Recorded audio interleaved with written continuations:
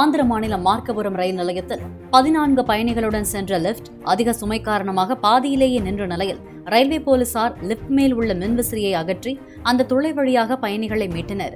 போதிய தொழில்நுட்ப வசதி இல்லாத காரணத்தால் 3 மணி நேரம் லிப்டில் சிக்கி தவித்ததாக பயணிகள் தெரிவித்தனர்.